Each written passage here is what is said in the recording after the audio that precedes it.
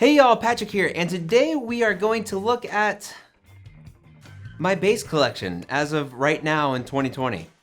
There's a lot, a whole lot. So before we get started, I guess I could give a little bit of a background. So I just turned 28, a few weeks ago, and I've been buying, selling, trading gear of all sorts since I was 15. The first Craigslist deal I ever went to, my mom actually took me to it. I traded an old Takamine acoustic for a 5-string OLP. And man, that was actually a really cool bass. And I remember it being a lot of fun, and just also remembering that weird rush where you're like, oh, new gear, yes, where you're like super stoked about it. Yeah, it hasn't really gotten much better since. So thank you very much, Mom, for taking me to my first Craigslist deal all those many years ago. And I guess that was kind of a journey that sort of snowballed into me really learning about gear and going into different things and just learning so many things along the way, especially about really modifying basses and repairing them in different ways too. And of course, in those 13 years, a lot has happened. I started the YouTube channel, started working with different companies, started getting basses from here and there sort of thing. Got real jobs where I made extra money where I was like, hey, I could put more money into more basses, which is a horribly expensive idea. So I guess we'll just go through the line and talk about them all. First up, we have my Dingwall NG2, and man, I love this bass. I'd been wanting a Dingwall for a very long time, and then 2 NAMMs ago, I came home with one. It was an expensive NAMM to say the least, but I absolutely love this bass. Dingwall is just such an incredible company that really knows their customers and have just the most beautiful instruments that feel and play incredibly. And then on top of that, you have that dark glass tone capsule that, man, there's so many different sounds and different ways to play this bass that it just is perfect all the way through.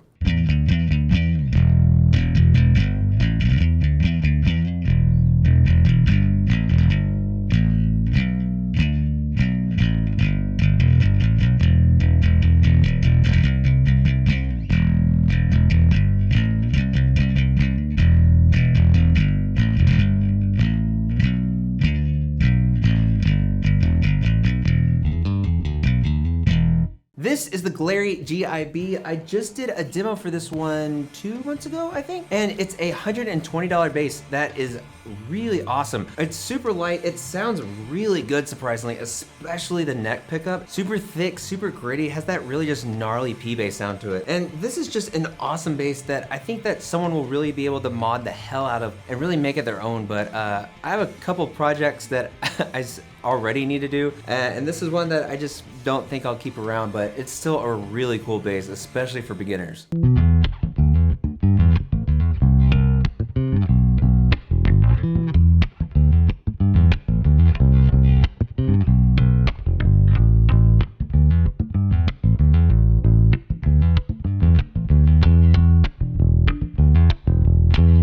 One of my 2 made in Mexico jazz basses, and I originally got this for my first tour that I did, actually, as a backup for my Sage Green jazz bass. It was this midnight blue. I guess that's the most accurate color because I didn't even touch the back. The front I sanded down. I was planning to do it natural.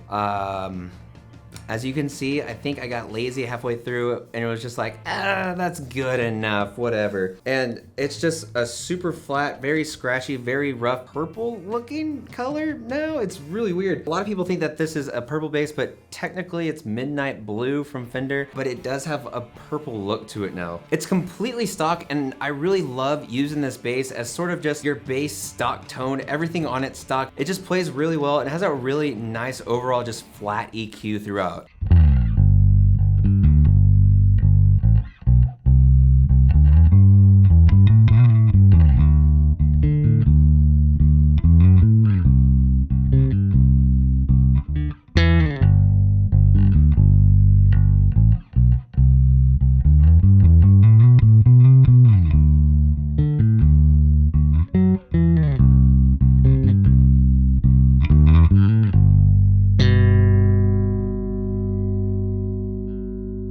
The Harley Benton RB414. I just released a demo for this last week and it already has 40,000 views in 4 days. That's nuts, y'all. Like, thank y'all so much for watching and everything. I'm gonna real quick just cut this in here. I really appreciate you guys watching all of my videos and all that really awesome stuff. It means so much to me. I started this channel years ago just because I loved bass, I loved playing it, and I wanted to, you know, show what cool sounds you can get with it, with different pedals, different basses, and all that awesome stuff. But yeah, I just want to say, I really appreciate you guys for watching and subscribing and all that cool stuff. Yeah, let's get back to it. This is Harley Benton's take on the Rickenbacker, and it's awesome. I really think I'm gonna turn this into the mod project, just because I think this will have much more longevity, because it is actual mahogany, not whatever the heck that thing back there is. For now, it's completely stock, but I think I would really like to mod this one out.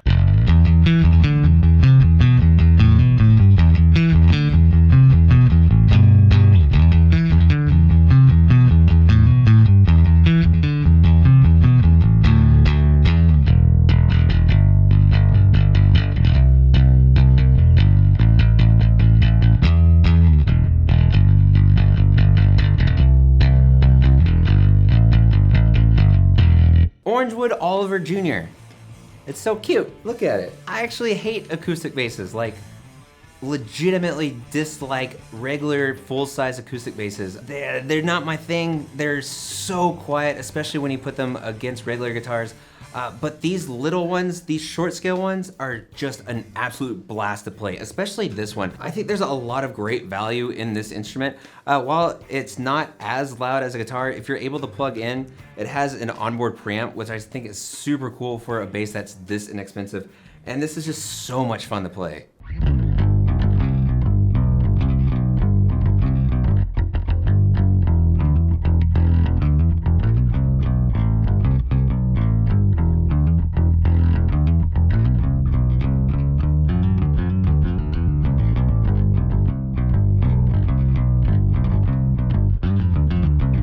Sterling by Music Man Ray 34, was it Poplar Burl Satin Black or something like that? Anyway, this bass looks really cool in my opinion, and just the tone sounds so thick and so big. It has that classic Music Man sound to it. It just looks so good to me, especially with the roasted maple neck too. Oh.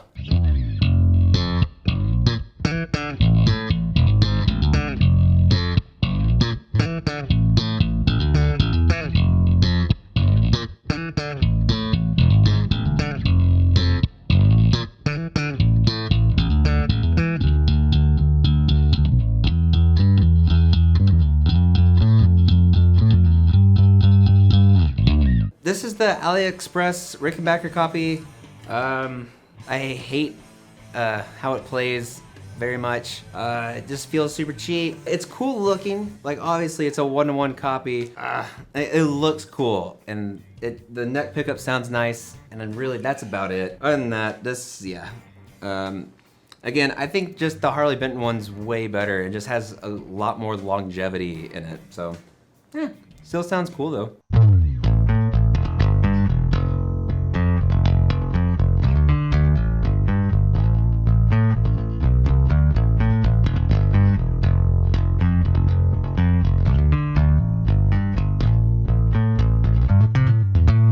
I guess we can consider this one and another one a sneak peek of videos to come, but this is the Harley Benton HB60. Yeah, this thing is super, super, super rad.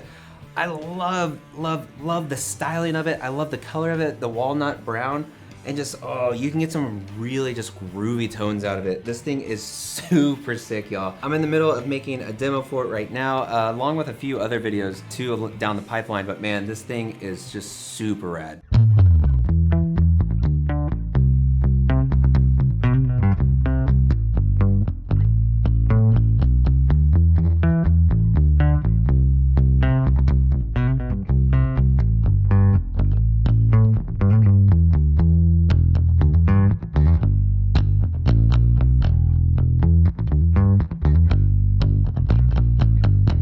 The Gibson Krist Novoselic RD. Man, This is really hard to even say, but I'm gonna sell this bass. It's just that I looked for one of these for easily 5 or 6 years, I think. You don't see them a lot. Of course, after I eventually found this one on musicgoround.com, I saw like 5 or 6 pop up on Reverb like instantly, and it was just like, really? 5 or 6 years of nothing, and then all of a sudden these just pop up out of the blue. I wanted one for such a long time, and it was super fun for the last, year and a half, I think 2 years that I've had it, but it's one of those things where it's like, I had my fun with it. I love the way it looks. I love the way it sounds. It has this great heftiness to it, but I don't know. I guess I just fell out of love with it. Damn.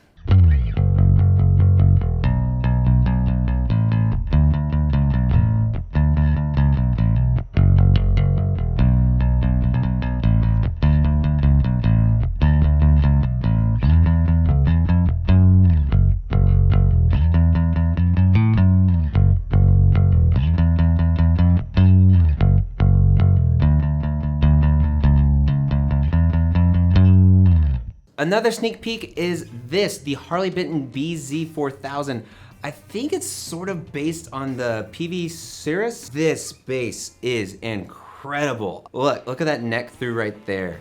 And it is just absolutely to die for. Feels and plays so insanely well. The neck is super thin but wide too. It's really weird. The amount of different sounds you can get out of it is astonishing. This is one of the best playing basses I think I've ever played. Not even like talking about the price point or anything. This bass is just awesome.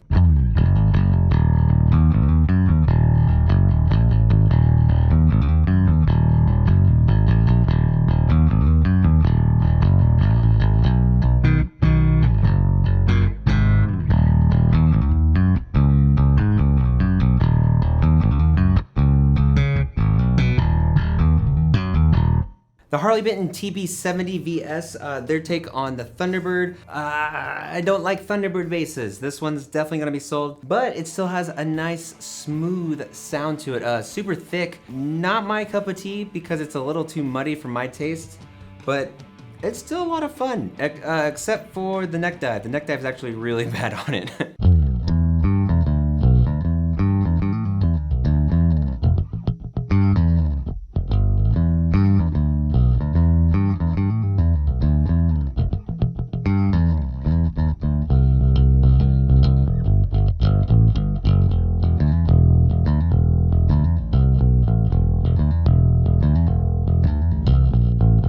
The Harley Benton MJE5B, it's such a weird name, MJE5B. Yeah, I think that's it. This is a really cool 5-string bass that's based on the Sandburg, California, I believe, and just active pickups this big old boy in the bridge. That sounds really nice, but I really think the star of the show is the single coil in the neck with the active electronics with it too. And yes, as you can currently see, I'm missing my G string. Stop. Yeah, I totally broke that string. It happens.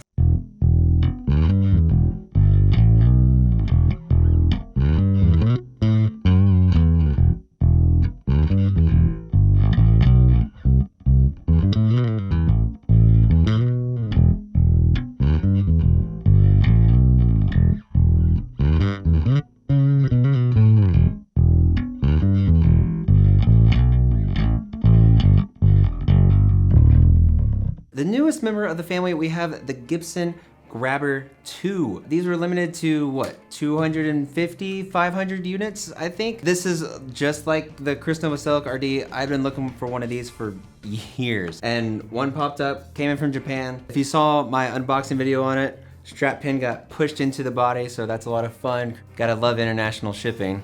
But this thing just sounds super gnarly, especially when you throw a fuzz or just a really awesome distortion pedal in front of it. I already replaced the bridge actually from the terrible, awful 3-point bridge to this really wicked Babix bridge, as well as got a zero mod thumb rest for it too. I love this bass so far. It's just a hunk of wood that has a sliding pickup in it that sounds pretty awesome.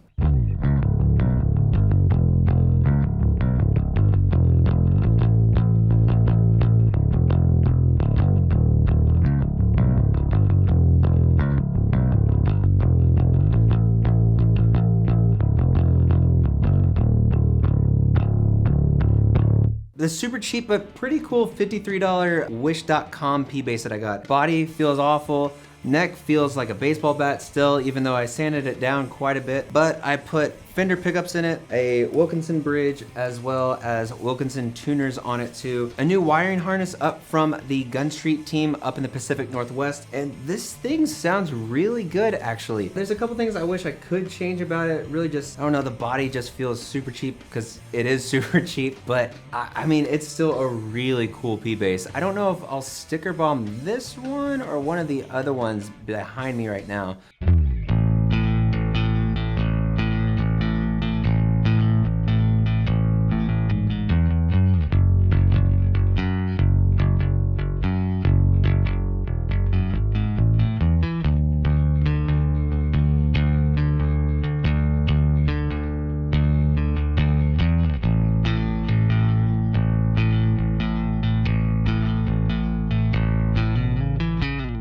A true classic beauty. This is my '74 Gibson Ripper. This thing is really, really cool. Not perfect by any means at all, but man, this is one that I found on Reverb that just really needed some work done. The electronics were basically completely splat. The neck pickup didn't work at all. I think the bridge pickup barely worked. So I went ahead and negotiated with the seller on it and got him to ship it to my buddy Nick Scout of Scout Guitars down in Orlando, and he completely hooked us up. Complete new wiring. We went ahead and got custom shop Seymour Duncans in it, and it just sounds so unique. I really love the different tones you can get out of this thing. The bass itself is by no means perfect, but it's just such an awesomely unique and just classic bass.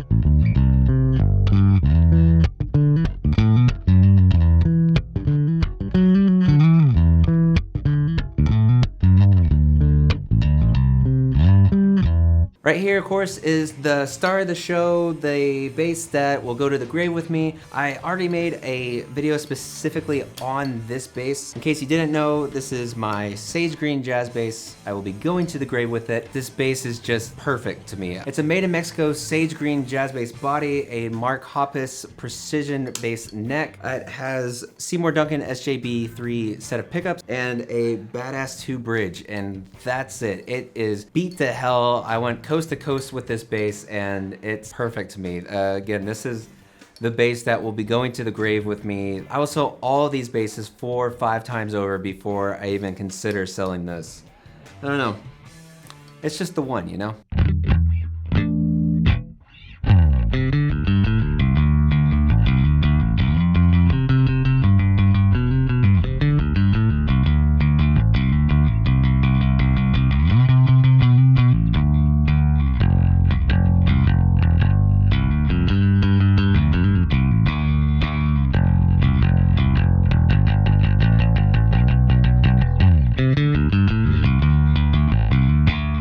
This cute little devil is the Ibanez GSR-M20 Mikro. What's the say about it? Look at it. Look how tiny it is. I think this bass is just super rad, ridiculously fun to play. It's insanely light. I just want to throw it around because I'm pretty sure it'll still survive quite a few falls and drops, to say the least. But it's just a really fun and great sounding, just tiny bass that I think is perfect for kids, perfect for beginners or people with small hands, and it's so much fun to play.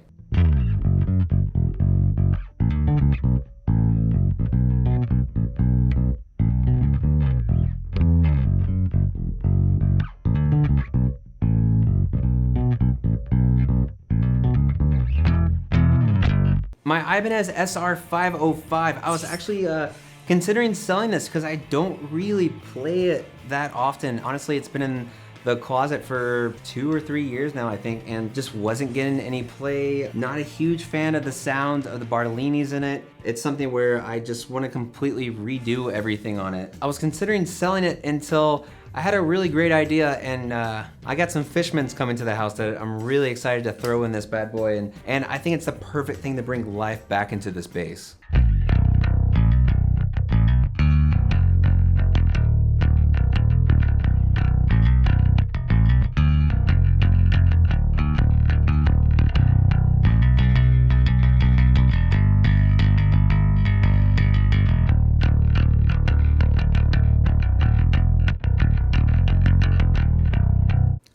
got the monster right here.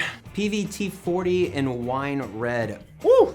I mean, come on, look at it. My arm is literally breaking as I'm trying to hold this right now. This thing has to be at least 13 pounds, I think. I did a Peavey T-40 demo on the natural one I used to own before I sold that years ago, probably 6, 7 years ago at this point. And it's not really a demo, it's just a bunch of different sounds. And so when I picked this up a few years ago for $250, which is unheard of now because these are going for like 600 bucks at least, which is a bit much in my opinion, but you just don't see them that often. I'm gonna get a really good setup done on this bass and do a proper demo of it and just show the vast array of sounds that you can get out of it. Essentially, Peavey sort of wanted to make an all-in-one bass, and they kind of did it where it has a very poor man's Rickenbacker vibe to it. It has this really just huge, gritty, thumping tone to it. Man, it's super cool, and this is, I think, another bass that I don't think I'll ever be selling, just because, not only because of how unique it is, but just,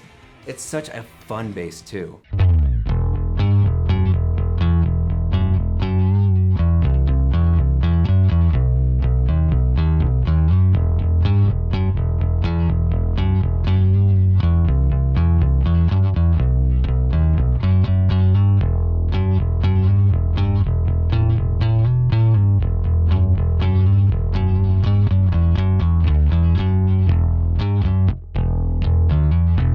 My made in Mexico Fender P-Bass, this started life as a regular P-Bass, but since then I've put in a set of Seymour Duncan SPB3 pickups in it. I think I'm gonna trade them out for a more vintage sound to it instead of the more modern boomy sound that it has now. I put flats on it, so this is gonna be my flats P-Bass, and then this really awesome gold pickguard that I got for it a few months back too, and this is just, it's a P-Bass. It's that classic thick P-Bass sound that you're looking for, and I thought it'd be perfect to really experiment more with flats on something like this.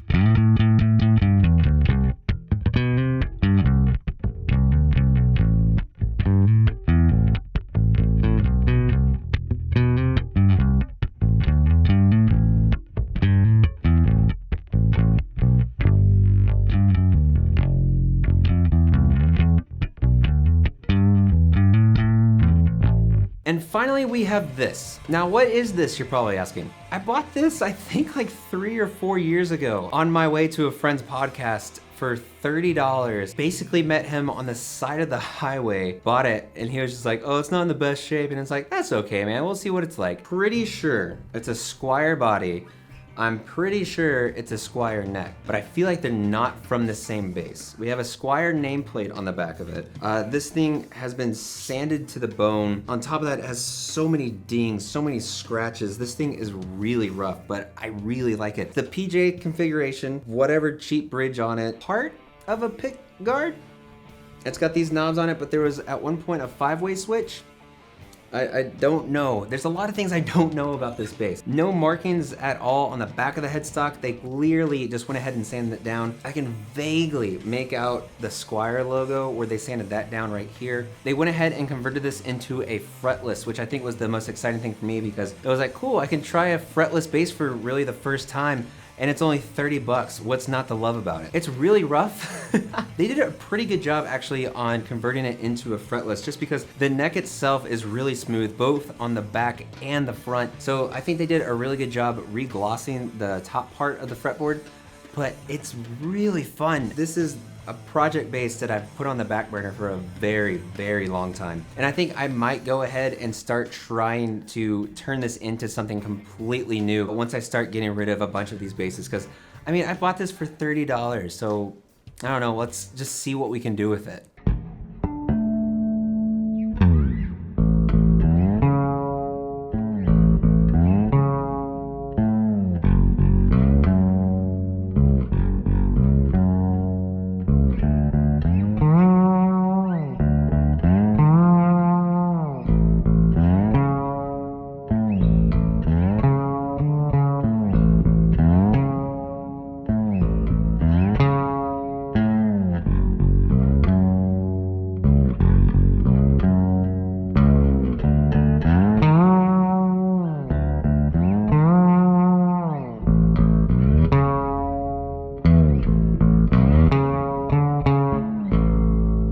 Well, that was a very long and interesting ride to say the least. Guys, thank you so much for watching this video. As always, I really do appreciate it. I really love that you guys watch my videos, subscribe, that you guys just share them and everything.